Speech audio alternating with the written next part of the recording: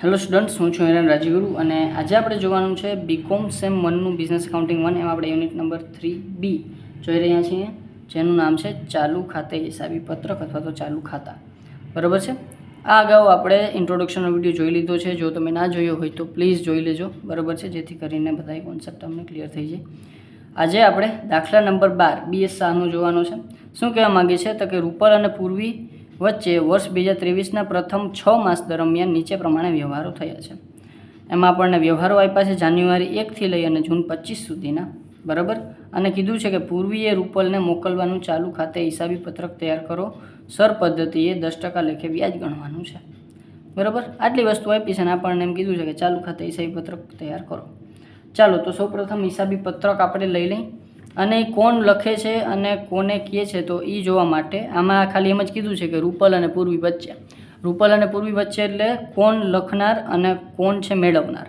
તો જાન્યુઆરી 1 રૂપલે ચૂકવવાના બાકી, તો રૂપલે ચૂકવવાના બાકી, તો રૂપલ છે એ શું થઈ જશે? આપણો દેવાદાર.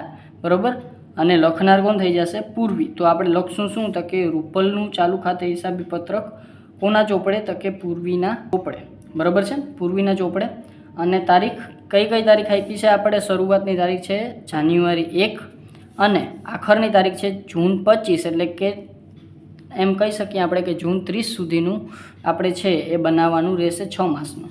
એટલે કે તારીખ 1/1/2023થી 30/6/2023 સુધીનું આપણે છે એ પત્રક બનાવવાનું છે. પત્રકમાં તમને ખબર છે તારીખ, પાક્યા તારીખ, વિગત, રકમ, પાક્યા તારીખ. આપણે કઈ મેથડ લેશું તો કે ફોરવર્ડ મેથડ. કાંઈ ચોખવટ કરેલી નથી.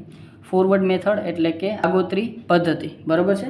ચાલો તો આ પદ્ધતિમાં આપણે તમને ખબર છે કે આપણે 30 જૂન સુધીના દિવસો ગણવાના હોય, તો 30 જૂન સુધીના દિવસો અને પેદાશ, અને આ 6 ખાના આપણા સામેની સાઈડ. બરાબર છે. તો આ થઈ જશે આપણું પત્રક. દાખલો સ્ટાર્ટ કરીએ. પહેલી એન્ટ્રી શું કહે છે તો કે જાન્યુઆરી 1 રૂપલે ચૂકવવાના બાકી, તો રૂપલની શરૂઆતની બાકી. તો અહીંયા આપણે લખશું 2023 આપેલું છે, તો 2023નું યર 2માં. બરાબર છે. જાન્યુઆરી 1 એટલે કે પહેલી 1/1. બરાબર. અને રૂપલે ચૂકવવાના બાકી એટલે અહીંયા આપણે પાકતી તારીખે 1/1 જ લેશું. બરાબર. અને અહીંયા લખશું આપણે બાકી આગળ લાવ્યા. કેટલા રૂપિયા છે તો કે 2000 રૂપિયા. અને પાક્યા તારીખ 30/6 સુધીના દિવસો આપણે જો કદાચ ગણવાના થાય તો આપણે 1 જાન્યુઆરી એટલે કે શરૂઆતમાં હંમેશા જાન્યુઆરીના પૂરેપૂરા દિવસો લઈ લેવાના. 31 દિવસો જાન્યુઆરીના. ફેબ્રુઆરીના આ લીપ યર નથી એટલે 28 દિવસો. માર્ચના આપણે છે એ 31, એપ્રિલના 30, મેના 31 અને જૂનના 30, એટલે કે આપણી પાસે 181 દિવસો આવશે. તો અહીંયા આપણે લખશું 181 દિવસો અને 181 ગુણ્યા 2000 એટલે એ આવશે 3,62,000 આપણી પેદાશ. બરાબર છે. ચાલો પછી બીજા નંબરમાં જાન્યુઆરી 26. એમાં આપણને કીધું છે કે પૂર્વીએ માલ ખરીદ્યો છે મુદત 1 માસ 1000 રૂપિયાનો. આ પૂર્વી માલ ખરીદે છે. બરાબર. તો પૂર્વી તો લખે છે અને માલય ખરીદે છે, તો એના માટે શું થઈ જશે? ખરીદી. તો અહીંયા આપણે જમા બાજુ લખવી પડશે 2023. તારીખ શું છે આપણી? જાન્યુઆરી 26. તો 26/1ના રોજ વ્યવહાર થાય છે અને 1 માસની મુદત છે, તો 26 ફેબ્રુઆરી આ બધું પૂરું થશે. બરાબર. એમાં મૂડી છે નહીં, ખાલી આપણો વ્યવહાર જ છે. બરાબર છે. તો આપણે ડાયરેક્ટ એને 1 માસ આગળ આયલા જશું 26/1થી 26/2. બરાબર છે. અને વિગત આપણે કહીશું ખરીદી. બરાબર. કારણ કે પૂર્વી માટે તો ખરીદી છે અને રકમ છે આપણી પાસે 1000. દિવસોની વાત કરી લઈએ તો 26/2થી આપણે 30/6 સુધીના દિવસો ગણવાના થાય. તો 26/2 એટલે કે ફેબ્રુઆરીમાં 28 દિવસ હોય, એમાંથી 26 દિવસ બાદ થાય તો 2 દિવસ આપણા પાસે ફેબ્રુઆરીના વધે. માર્ચના 31, એપ્રિલના 30, મેના 31 અને જૂનના 30. ટોટલ થશે 124 દિવસો. તો 124 દિવસો થશે અહીંયા અને એને ગુણ્યા 1000 એટલે કે 1,24,000 આપણા છે એ અહીંયા આવશે પેદાશ તરીકે. આ પેદાશને તમે સરે કહી શકો. બરાબર છે. ચાલો પછી ફેબ્રુઆરી 15 એના દિવસે આપણને કીધું છે કે રૂપલે માલ ખરીદ્યો છે મુદત 2 માસ. હવે રૂપલ ખરીદે છે અને આપણે કરીએ છીએ કોના ચોપડે? પૂર્વીના ચોપડે. તો પૂર્વી માટે રૂપલ ખરીદે તો પૂર્વીએ વેચાણ કર્યું હોય તો વેચાણ તરીકે એ ક્યાં લખશે? ઉધાર બાજુ. તો અહીંયા લખશે ફેબ્રુઆરી 15 એટલે કે 15/2 એનો વ્યવહાર છે. અને 2 માસની મુદત છે એટલે ફેબ્રુઆરી, માર્ચ અને એપ્રિલ એટલે કે 15 એપ્રિલે આ વ્યવહાર પૂરો થાય. બરાબર છે. ચાલો, અને વિગતમાં લખશું આપણે વેચાણ. પછી આપણે રૂપિયામાં લખશું 1500 અને દિવસોની વાત કરીએ તો 15/4 થી 30/6 સુધીના. તો 15/4 એટલે કે એપ્રિલમાં 30 દિવસો હોય એમાં 15 દિવસ બાદ થઈ જાય, વધે 15 દિવસ. એપ્રિલ પૂરો થઈ ગયો 15 દિવસમાં. પછી મે આવ્યો 31નો અને જૂન આવ્યો 30નો એટલે ટોટલ દિવસો થશે 76 દિવસો, 76 ડેઝ. તો અહીંયા લખશું આપણે 76 દિવસો અને 1500 રૂપિયા લખીએ કેટલા થાય તો કે એ થાય 1,14,000. તો 1,14,000 બરાબર છે આપણા દિવસો થાય, એટલે સોરી પેદાશ થાય. પછી માર્ચ 2ના રોજ આપણે રૂપલે રોકડા ચૂકવ્યા. રૂપલ રોકડા ચૂકવે, રોકડ આવે છે એટલે ઉધાર થાય, પણ અહીંયા આપણે જમા કરશું. બરાબર. તો અહીંયા આપણે માર્ચ 2ની છે આપણે એટલે કે 2 માર્ચ એટલે 3જો મહિનો, એનું પાકિયા તારીખે એ જ છે. બરાબર. અને અહીંયા લખશું રોકડ કેટલી આવે છે આપણી પાસે? 1,000ની. દિવસની વાત કરી લઈ. બરાબર. 2-3 એટલે કે માર્ચમાં 31 દિવસ હોય એમાંથી 2 દિવસ બાદ કરીએ એટલે 29 દિવસ વધશે માર્ચના. એપ્રિલના 30, મેના 31 અને જૂનના 30 એટલે કે 120 દિવસ અને એને ગુણ્યા 1,000 એટલે કે 3 મહિના આપણે પાછળ એટલે 1,20,000 અહીંયા આવશે. બરાબર છે. ચાલો, પછી માર્ચ 2નો વ્યવહાર થઈ ગયો. પછી એપ્રિલ 5. ચાલો, એપ્રિલ 5 એમાં એને કીધું છે કે રૂપલે સ્વીકારેલી 3 માસની મુદતની હુંડી. બરાબર છે. 3 માસની મુદત છે. બરાબર છે. તો રૂપલે સ્વીકારી છે. જુઓ, પહેલાં તો પ્રશ્ન નહીં આવીને ઉભો રહી જાય, કોણ સ્વીકારે છે અને કોણ લે છે? તો રૂપલ સ્વીકારે છે. અને રૂપલ કોણ છે? તો કે રૂપલ દેવાદાર છે. અને એ સ્વીકારે તો આપણા પૂર્વી માટે શું થઈ જાય? પૂર્વી માટે થઈ જાય લેણી હુંડી. બરાબર છે. તો અહીંયા આપણે લખશું એપ્રિલ 5 એટલે કે 5/4. બરાબર. અને અહીં લખશું લેણી હુંડી. બરાબર. ખબર પડી ગઈ? શું કામ? તો કે રૂપલ સ્વીકારે છે એટલે લખે છે કોણ? લખે છે પૂર્વી. તો જે લખે એના માટે લેણી હુંડી, અને પૂર્વીના ચોપડે જ આપણે કરીએ છીએ એટલે લેણી હુંડી આપણે અહીં લખશું. બરાબર છે. ચાલો, તો 3 માસની હુંડી છે. તો આપણે પાક્યા તારીખની વાત કરીએ તો ચોથા માસથી 3 માસ આગળ જવું પડે. 5મો, 6ઠો અને 7મો એટલે 7મો માસ અહીંયા આવશે. અને 5 તારીખ લખે છે. અને હુંડીનો નિયમ એમ છે કે આપણે 3 દિવસ છૂટના દેવા પડે એટલે 5, 6, 7 અને 8 એટલે કે 8 તારીખે આપણી આ હુંડી પાકે. બરાબર છે. અને પૈસા કેટલા છે એ હુંડીના? તો કે હુંડીના પૈસા છે 1,000. અહીંયા આપણે લખશું 1,000 હુંડીના રૂપિયા. બરાબર. પછી પાકી તારીખથી આપણે 30/6 સુધીના દિવસો તો પાકે છે આપણી 8/7ના રોજ. બરાબર છે. પાકે છે ક્યારે આપણી હુંડી? 8/7ના રોજ. અને અહીંયા આપણે 30/6 સુધીના જ વ્યવહારો જોઈએ છીએ. 30/6 સુધીનું જ આપણું પત્રક છે. બરાબર છે. તો અહીંયા આપણે જેટલા વધારાના દિવસો છે 30/6થી એને આપણે માઇનસમાં લખશું. તો વધારાના દિવસો છે આપણા 8. બરાબર. 30/6થી પછી આપણો 7મો મહિનો બેસી જાય એટલે 1લી, 2જી, 3જી, 4થી, 5મી, 6ઠી, 7મી અને 8મી એટલે 8 દિવસો આપણા માઇનસમાં જશે. એટલે અહીંયા લખશું આપણે -8 દિવસો.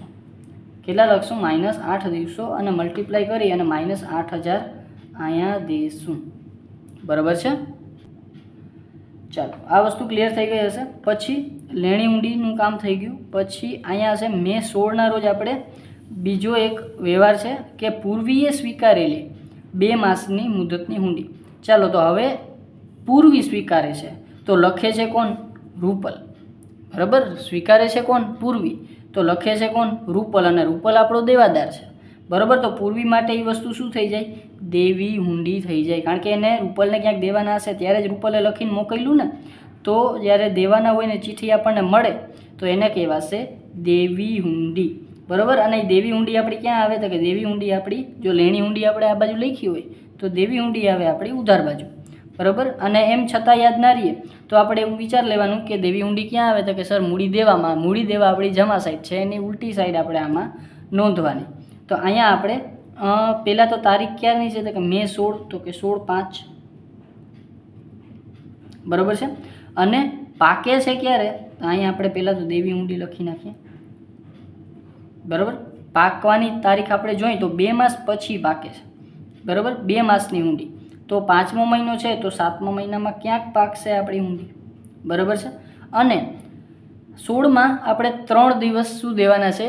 છૂટના દેવાના છે. તો 16 ને 3 19, તો 19/7 રોજ દેવી ઊંડી થશે અને એ થશે 500 રૂપિયાની. બરાબર છે. અને 500 રૂપિયાની. અને આપણે જો દિવસો પાકીએ, બરાબર, પાકતી તારીખથી 30/6ના દિવસો જોઈએ તો આ તો 30/6થી વધી ગયા. જે અહીં થયું તો અહીં થયું છે. બરાબર, 7મા મહિનામાં છે એટલે આપણે 19 તારીખે પાકે છે તો અહીંયા આપણે -19 કરશું. બરાબર, અને 19 × 500 તો એ આવશે 9500 અને એ આવશે આપણા -9500. બરાબર, માઇનસ શું થશે? 9500. ચાલો, આ વસ્તુ ક્લિયર થઈ ગઈ. પછી જૂન 5. હવે જો જૂન 5ના રોજ રૂપલને રોકડા ચૂકવ્યા. રૂપલને, જો સરખું જોજો, રૂપલને રોકડા ચૂકવ્યા છે એટલે કોને ચૂકવ્યા હશે? પૂર્વીએ ચૂકવ્યા હશે. બરાબર, એટલે કે રોકડ પૂર્વીની જાય છે. બરાબર, જાય તો જમા થાય. બરાબર, પણ અહીંયા આપણે ઉધાર લખશું. બરાબર, તો અહીંયા આપણે લખશું જૂન 5 એટલે કે 5/6ના રોજ પૂર્વી ચૂકવે છે. બરાબર, રૂપલને કોણ ચૂકવે છે? પૂર્વી ચૂકવે છે. તો અહીંયા આપણે એની પાક્યા તારીખ તો કાંઈ ચેન્જ નહીં થાય, પણ અહીંયા આવશે રોકડ ચૂકવણી અથવા તો ચેક ચૂકવણી, તમે ગમે એ લખી શકો. બરાબર, ચૂકવણી ખાલી હું તમને સમજાવવા માટે લખું છું. રોકડ લખી નાખો તો ચાલે. બરાબર, અને રૂપિયા છે 200. બરાબર છે. અને વધારામાં આપણે શું દેવાનું છે? તો કે 30/6 સુધીના દિવસો દેવાના છે. તો 5/6 એટલે કે જૂનમાં જ એ છે એનું ગોટો થાય છે. તો જૂનમાં 30 દિવસો હોય, એમાંથી 5 દિવસ કાઢી નાખો, વધશે 25 દિવસ. બરાબર છે. અને 25 દિવસ વધશે એ જ આપણે દેવાના છે, કારણ કે 6ઠા મહિનાની 30 તારીખે તો બધું આપણું જે છે એ ગુજરી ભરાઈ જશે. બરાબર, તો અહીંયા આપણે 25 દિવસ, 25 × 200 એટલે 5000 રૂપિયા આપણે અહીં દેવાના થાય. બરાબર, ચાલો. પછી જૂન 25ના રોજ એક વ્યવહાર બીજો છે કે રૂપલે ચેક આપ્યો. બરાબર, રૂપલ હવે જો આપે છે કોણ? રૂપલ. બરાબર છે. તો હવે આપણે પૈસા આવે છે કોને? પૂર્વીને. તો એ લખશે અહીંયા. બરાબર છે. તો એ આવશે 25 જૂન એટલે કે 25/6ના રોજ. એટલે અહીંયા પાકતી તારીખે 25/6 જ લખી નાખશું આપણે, કાંઈ આપ્યું નથી. એટલે અહીંયા છે એ આપણે શું લખશું? રોકડ અથવા તો ચેક આપ્યું છે. આપણને ચેક આપ્યું છે તો આપણે ચેક જ લખશું. બરાબર, અને કેટલા રૂપિયાનું આવે છે? 800 રૂપિયાનું આવે છે. સમયની વાત કરીએ તો 25 તારીખે આપે છે તો પાકી તારીખ પણ આપણે 25 જ રાખશું. અને 30 જૂન એટલે કે 30/6 સુધી. તો 30માંથી 25 માઇનસ થાય તો બાકીના વધ્યા 5 દિવસ. તો 5 દિવસ આપણે અહીં દઈશું અને એને ગુણ્યા 800 એટલે એ આવશે 4000. બરાબર છે. ચાલો, હવે બસ પૂરું થઈ ગયું. છેલ્લી જ નોંધ હતી. બરાબર, છેલ્લો જ વ્યવહાર હતો અને બધા વ્યવહાર આપણા નોંધાઈ ગયા છે. બરાબર, તો હવે આપણે છે આપણું શું કરશું? પહેલાં તો પેદાશનો તફાવત ફાઇન્ડ આઉટ કરશું. ચાલો, તો સૌ પ્રથમ આપણે છે એ પેદાશનો ફોર્મ જે છે એ ટોટલ કરીએ. 3,62,000. સૌથી વધારે 3,62,000 આ બાજુ છે એટલે આ બાજુનું ટોટલ વધારે થતો જ હશે. બરાબર છે. તો 3,62,000 પ્લસ 1,14,000 પ્લસ નહીં પણ હવે માઇનસ છે 9,500. તો માઇનસ કરશું 9,500 અને પ્લસ કરશું 5,000. ચાલો, તો એ આવશે 4,71,500. બરાબર, તો અહીંયા હું ટોટલ લખી નાખું છું 4,71,500. બરાબર, અને એ ટોટલ આપણે અહીં જવા દઈએ.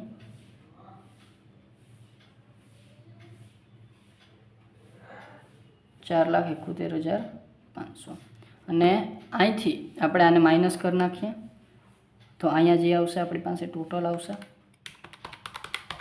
+1,20,000 -8,000 +4,000 એટલે 2,40,000 અહીંયા આનો ટોટલ આવશે. અને એમાંથી આપણે 4,71,500 માઇનસ કરીએ તો આવશે 2,31,500. બરાબર, તો અહીંયા આપણે લખશું 2,31,500. અહીંયા આપણે 30 જૂનના રોજ કરીએ છીએ. બરાબર, અને અહીં લખશું આપણે પેદાશ તફાવત, સર તફાવત, ગુણાકાર તફાવત ગમે તે લખી શકો, બરાબર. તો અહીંયા આપણે 2,71,500 આવ્યું તો આપણે અહીં વ્યાજની ગણતરી કરી લઈ. વ્યાજ બરાબર તફાવત આવ્યો આપણી પાસે 2,31,500 એને ગુણ્યા કેટલા ટકા વ્યાજ આપણે દેવાનું છે, તો વ્યાજ દેવાનું છે આપણે 10%. તો 10% એને ગુણ્યા કેટલા આપણે છે એ દિવસો છે તો કે 1/365. 65 શું કામ કે સર લીપ યર નથી એટલે 365. તો 2,31,500 ગુણ્યા 10% એને ગુણ્યા 1/365 એટલે એક દિવસનું વ્યાજ થઈ જાય આપણું 63.42 એટલે 63 રૂપિયા જ આપણે લેશું. તો અહીંયા આપણે લખશું વ્યાજ 63 રૂપિયા, બરાબર છે. અને આ વ્યાજ આપણે ક્યાં દેશું તો કે આ મેથડ છે આપણી ફોરવર્ડ મેથડ, અને ફોરવર્ડ મેથડમાં જે બાજુની પેદાશ વધારે હોય એ જ બાજુ આપણે વ્યાજ આપવાનું થાય. તો અહીંયા આપણે લખશું 30/6 રોજ, અહીંયા કાંઈ નહીં હોય વ્યાજ, બરાબર. અને 63 રૂપિયા આપણે રકમમાં એડ કરી દઈશું, બરાબર. અને હવે આપણે રકમનું ટોટલ કરીએ અને પછી બાકી લઈ લઈએ. ચાલો 2,1500 એટલે કે 2,200 ચાલો એ તો એમને થઈ જાય છે, પણ છતાંય 2,1500, 500, 200 અને 63 એટલે કે 4,263 આપણો આ બાજુનું ટોટલ થશે. અને આ બાજુ આપણે પહેલાં તો ટોટલ લખી નાખીએ 4,263 અને એમાંથી આપણે 3,800 માઇનસ કરી નાખીએ, બરાબર. 1,000, 3,000 અને 800 બીજા 4,263 માઇનસ 3,800 તો એ આવશે 463 આપણી પેદાશનો આપણો છે આખરની બાકી 30/6 રોજ બાકી આગળ લઈ ગયા, બરાબર. અને એ આવશે 463 રૂપિયા. ચાલો, બરાબર છે. પછી હવે આપણે આને આગળ લઈ આવશું અહીંયા 1/7 રોજ 1/7/2023 બરાબર. અને અહીંયા લખશું બાકી આગળ લાવ્યા અને કેટલા રૂપિયા આવશે 463 આપણા આગળ આવી ગયા, બરાબર. તો અહીંયા થઈ ગયો આપણો દાખલો પૂરો. તો આ હતો આપણો દાખલા નંબર 12 જે BS શાહનો હતો, બરાબર છે. અને છતાં કાંઈ પણ ડાઉટ રહી જાય તો મને કોમેન્ટ બોક્સમાં જરૂરથી પૂછી લેજો. અને જો વિડીયો ગમ્યો હોય તો લાઇક કરજો, શેર કરજો તમારા ફ્રેન્ડ્સ સાથે, અને સબસ્ક્રાઈબ યા ચેનલને જરૂરથી કરી નાખો જેથી કરીને આવતા વિડીયોઝ તમને સરળતાથી મળી રહે. Thank you.